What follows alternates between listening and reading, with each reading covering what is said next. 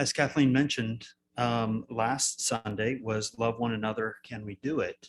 And this Sunday now is a continuation of that evaluation and exercise as we seek tangible expressions of how we can love one another, how we can make that happen, and how we can, in our own way, prepare a sanctuary with those who are around us. Now, I learned many, many years ago that many times it's easy to make a goal uh, and to think it in your head and then say, I'm committed to that. But then, since it was only in your head, then it makes it easier when it doesn't happen to say, well, that was just a passing thought. Then there's the next step, which is you might tell somebody, and then there's a little bit of a commitment level there. But what I've also learned is that writing things down, that tangible exercise, that physical exercise of writing things down is also helpful in committing you more fully to the intention that you have. And so this morning, each of you here in the sanctuary should have received a red heart, correct? Anybody still need a red heart? Everybody got one? By the way, they're relatively inexpensive. So if you want more than one, you can also ask for a second one and we'll oblige that. And what we're going to do is we are going to play some meditation music and ask that you write down what is a commitment that you might make to prepare a sanctuary. What is a commitment that you might make, which would be a tangible expression, which would have a positive impact in your community? Now let's talk about the word community. Community can mean different things based on who you are, where you are, and what might be around you. So for some, community is on a worldwide level. For some, community might be in a national level or a state level or city level. And therefore, how can you have a positive impact on your community might be on scales like that. For others, your community might consist of your neighbor. Your community might consist of your family members at home. Your community might consist of someone who is in need, who is going through something or feeling some sort of pain, and you want to write on their lives in a positive way. And so community means whatever it means to you, but how can you have a positive impact in your community? How can you have a tangible positive impact in your community? And how can you live the theme from last week, which is loving one another, and concluding that with, I can do it. So what I'm going to ask you to do is write that down on your heart, and Kathleen will come and pick that up. Now, for those who are remote and joining us via Zoom, you have a chat option within Zoom. And what we're going to ask you to do so that your contribution can also be shared here physically in the sanctuary, we'd ask that you place your message in chat. How can you positively impact your community? Kathleen will review those chats and create a heart for you. And all of those will be shared later on in the service. We'll bring these up here and you'll be able to see them, and we'll be showing them later on in the service and talking through some of them. So all of that in mind, please listen to this meditation music, write down your commitment, and Kathleen will pick up your hearts when you are ready.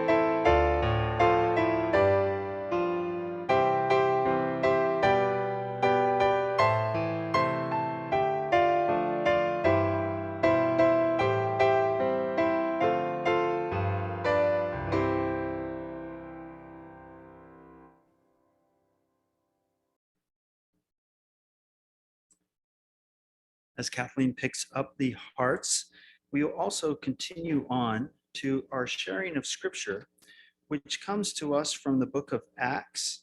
It's chapter 16, verses 9 through 10, and then verses 13 through 15. And this is Paul's experience in the book of Acts. During the night, Paul had a vision of a man of Macedonia standing and begging him, "Come over to Macedonia and help us." After Paul had seen the vision, we got ready at once to leave for Macedonia, concluding that God had called us to preach the gospel to them. And we stayed there several days. On the Sabbath, we went outside the city gate to the river, where we expected to find a place of prayer. We sat down and began to speak to the women who had gathered there. One of those listening was a woman from the city of Thyatira named Lydia, a dealer in purple cloth. She was a worshiper of God. The Lord opened her heart to respond to Paul's message. When she and the members of her household were baptized, she invited us to her home. "If you consider me a believer in the Lord," she said, "come and stay at my house." And she persuaded us. Lydia created a community. It was one that did not exist before, and yet after her time with Paul and the others, she was convicted and was a believer and created a community, and she wanted them to be a part of it. Community might come to us in places and times in which we least expect it, and yet if we respond, it is there nonetheless. At this time, we'll enter into a time of testimony, first by Lila Gardner.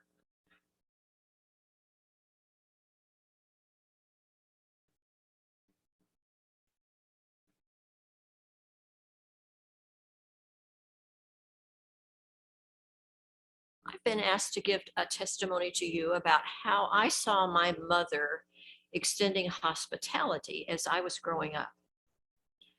I was born in Independence and raised in Independence during the 40s and 50s.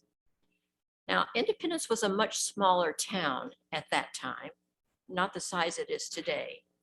And there were very few hotels or motels in the immediate area at that time.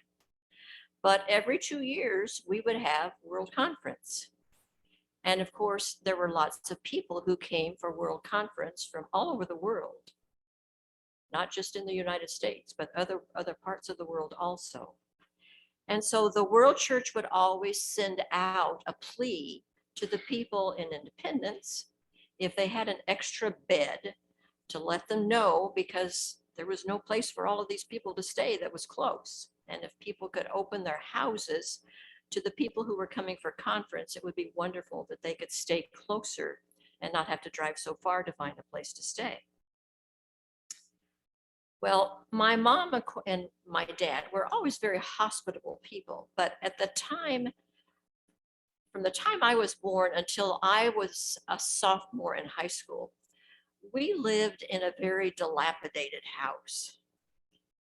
And it was really not suitable for inviting strangers to come and be your guest.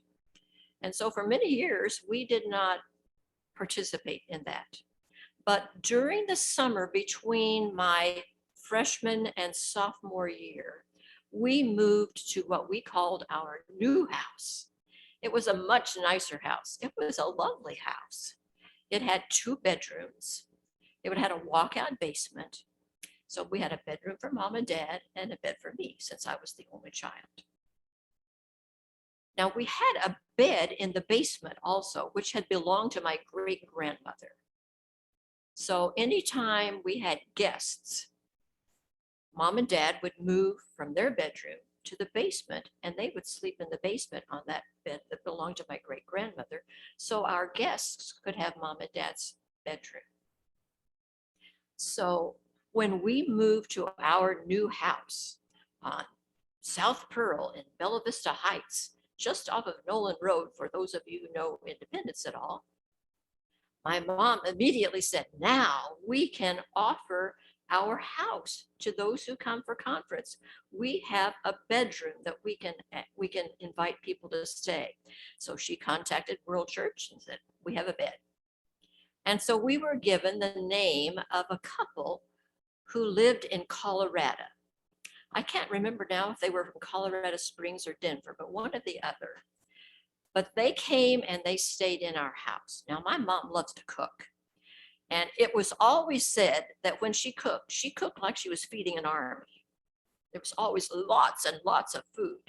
And so she fed these people well who came and stayed with us. And she was especially known for her desserts. Now, I'm not sure those desserts were very healthy because she used a lot of sugar, but it really made them good. But this couple came and stayed in our home from Colorado. And the interesting thing was that they really seemed to enjoy being in our family. And every time for many years after that, they would contact my parents and say, hey, we're coming for a conference again. Can we stay with you? And so year after year after year, that same couple came and stayed at our house. And my mom was so pleased that now she had a house where she could really invite people to come and feel comfortable in doing so. And those people came until they reached the age when they were having health issues and getting old, and they felt that they could no longer make the trip.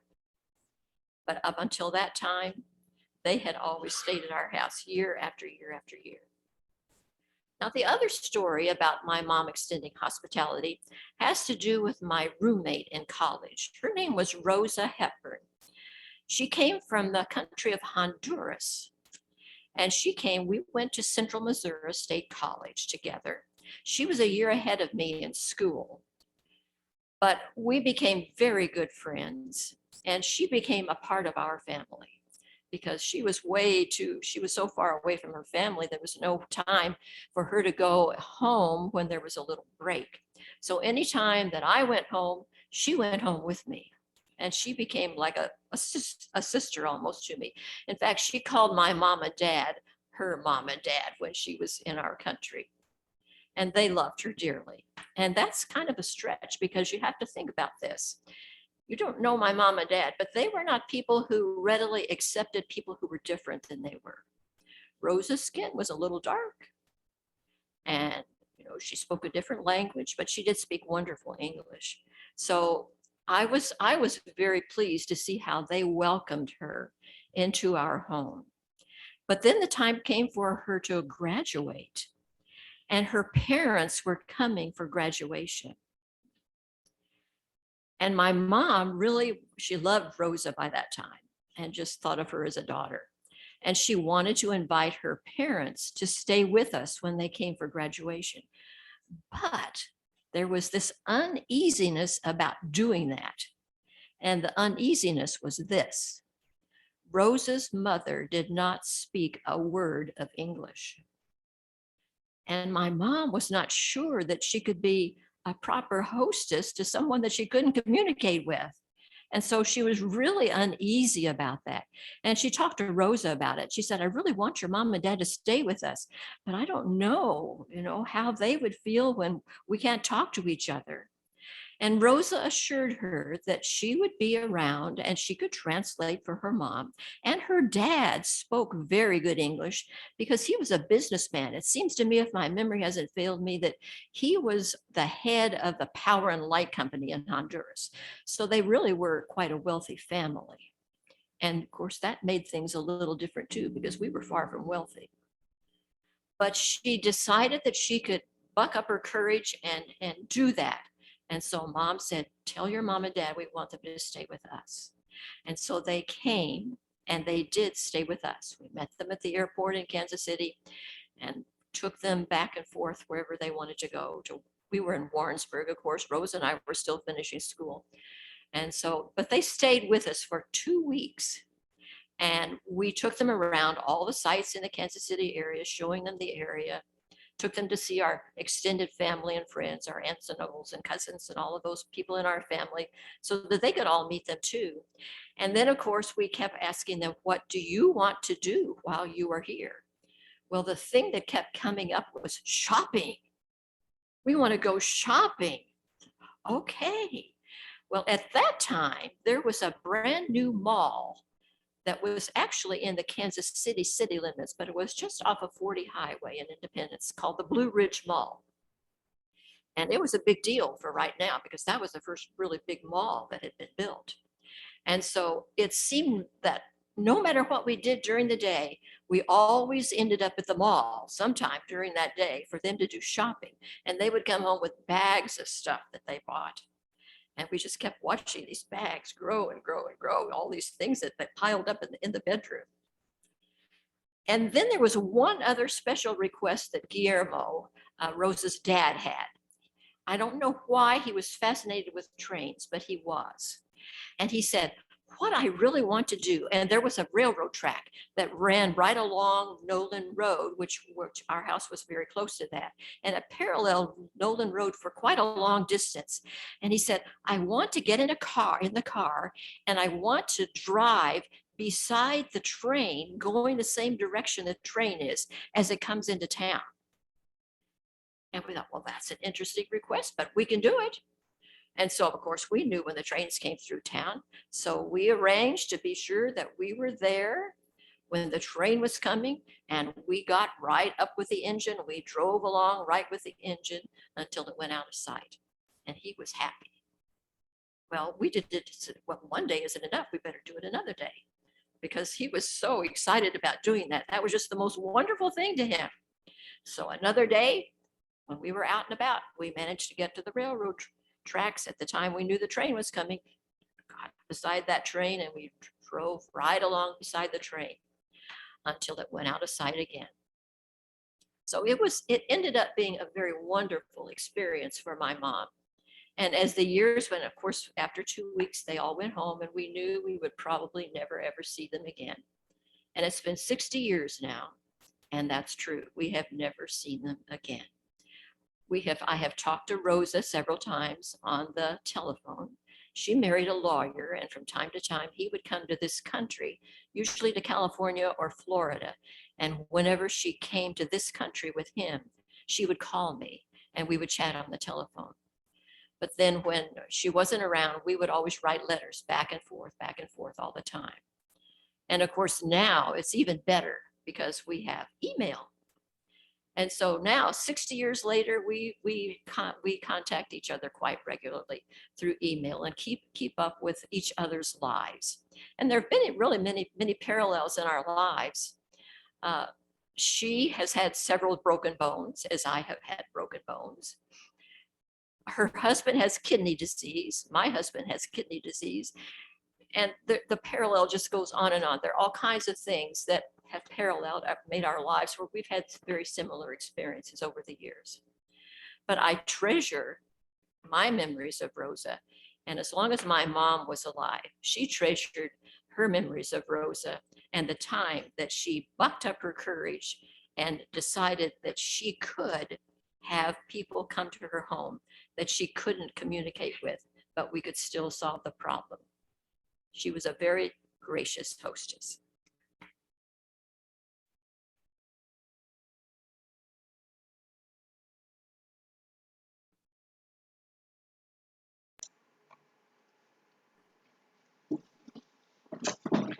Hi, like Lila,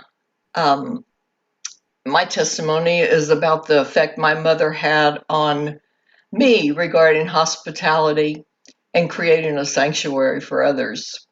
When I was a young person, she would host people in our home. They might come to the Rockwood Court branch. We were branches then. They would come for a retreat, or maybe a young adult retreat or Zion's League retreat, and we would often host people for the weekend. Also, we would have visiting ministers that might have a preaching series for a week or two, and we would often either provide housing for them or cook a meal, dinner, serve them dinner in the evening. And like Lila's parents, we didn't have a guest room as such, so we would shift around so that um, the people that were visiting had a bedroom to stay in. In the 60s, yeah, that was during the Vietnam era. And now, as then, anybody that's in the Air Force that goes through basic training comes to Lackland Air Force Base here in San Antonio. And so we would have young men, um, church members that were stationed at the base. And after so many weeks of training, they were able to leave the base. Don Tucker, as I recall, would go out on Saturdays and find out who might want to come to church. And then he would arrange to be there on Sunday morning and pick them up and bring them to church. And sometimes we would have anywhere from 1 to 4 young men coming to church. And my mother often fixed lunch, dinner for them. She'd stick a roast in the oven before we went to church, or she'd get up early and fry chicken. So it was done when we got home. And we got used to hearing the same kind of conversations from all these men. They would talk about the spit shine on their shoes and folding their clothes a certain way, how neat it had to be, and just all these different things, about basic training. But it gave them an opportunity to be away from the base, to have a home cooked meal, to talk about something other than basic training. Um, Also, something that my mother did that was a great example for me, I think, was for potlucks or for any kind of meal at the church. She always fixed a large bowl of food. She said she wanted there to be enough food that anyone that wanted some would have opportunity, that we wouldn't run out. And sometimes I tend to do that, and I'm always making more than what we need, it seems, but maybe that's a good thing. Um, in the 70s, our family was in Charleston, South Carolina, and I think I um, put some of my mother's example to use there. We went to church one day, and Nancy and David Shepard from this area, who had attended church with me at Bel Air, he had been assigned to the Naval Shipyard there in Charleston. And so we had them over for dinner, and and told them some of the things about the town to familiarize them with it. Later on, Jim and I hosted several people from World Church as they would come through. We've had Rick Maupin and Dave Shaw and Linda Booth in our home several times. And when these people are so high up in our church, sometimes you can feel like sort of in awe of them in a way, like you did about your teacher when you were very young. And when you have them in your home and you prepare breakfast for them and you talk over a meal, it's just you find out they're just like you, and you compare different things about your lives, and we've really enjoyed having them with us. In several years ago, when Jim was pastor, I was often at the church here at the Shenandoah congregation doing various things during the day. And when you're in the church, very often someone will stop by and want to they'll tell you how they need help with something. And one day a man stopped by and said he was kind of down on his luck and he was looking for yard work. And so I said, well, we didn't need any at the church, but we certainly needed some at our home. And so we planned for him to come out and do some yard work and clear out some brush behind our fence and trim some trees. And it was going to be several days of work. It was hot. It was in the summer. Mosquitoes were bad. But he arranged to come. But instead of him coming to do the work, he brought a couple men that he had picked up down at the bridge to come and do the work. And then he just dropped them off, and then he came and picked them up in the afternoon. Well, after they've been working for a couple hours, I realized they didn't have any lunch with them. And so I fixed some sandwiches and drinks, and I did that every day. They were there about 4 or 5 days.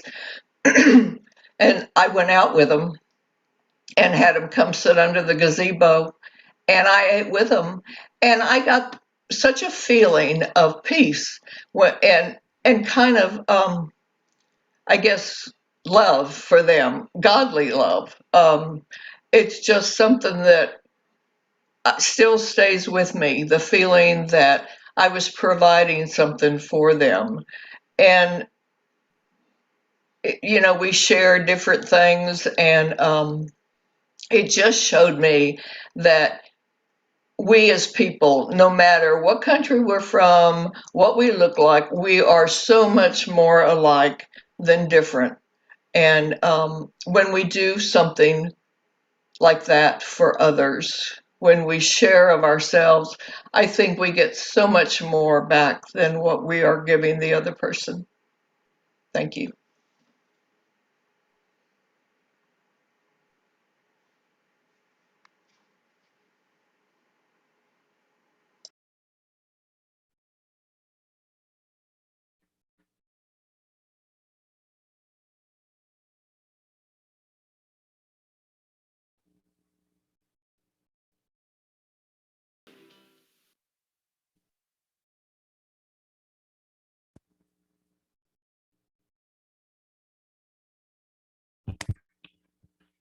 We have one more testimony today, and it comes in the form of a book.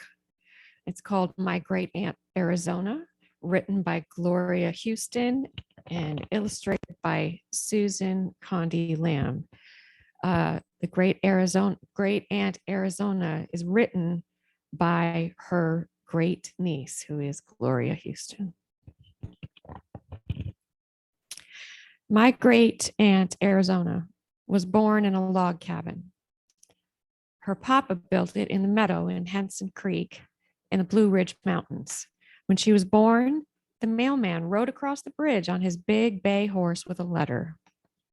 The letter was from her brother, Galen, who was in the cavalry far away in the west. The letter said, "If the baby is a girl, please name her Arizona, and she will be beautiful like this land." Arizona was a very tall little girl. She wore her long brown hair in braids. She wore long full dresses and a pretty white apron. She wore high button shoes and many petticoats too. Arizona liked to grow flowers. She liked to read and sing and square dance to the music of the fiddler on a Saturday night. Arizona had a little brother, Jim. They played together on the farm. In summer, they went barefoot and caught tadpoles in the creek. In the fall, they climbed the mountains searching for Galex and ginseng roots. In the winter, they made snow cream with sugar, snow, and sweet cream from Mama's cows. When spring came, they helped Papa tap the maple trees and catch the sap in buckets. Then they made maple syrup and maple sugar to eat like candy. Arizona and her brother Jim walked up the road that wound by the creek to the one-room school. All the students in all the grades were there together in one room. All the students read their lessons aloud at the same time. They made a great deal of noise. So the room was called a blab school. The students carried their lunches in lard buckets made of tin. They brought ham and biscuits. Sometimes they had a fried apple pie. They drank cool water from the spring at the bottom of the hill. At recess, they played games like tag and William Matrimoto. When Arizona had read all the books at the one-room school, she crossed the mountains to the school in another village, a village called Wing. It was so far away that she rode her papa's mule. Sometimes she rode the mule through the snow. When Arizona's mother died, Arizona had to leave school and stay home to care for Papa and her brother Jim. She still loved to read and dream about the faraway places she would visit one day. So she read and she dreamed, but she took care of Papa and Jim. Then one day, Papa brought home a new wife. Arizona could go away to school where she could learn to be a teacher. Aunt Susie invited Arizona to live at her house and help with the chores. Aunt Susie made her work very hard. But at night, Arizona could study and dream of all the faraway places she would visit one day. Finally, Arizona returned to her home on Hanson Creek. She was a teacher at last. She taught in the one-room school where she and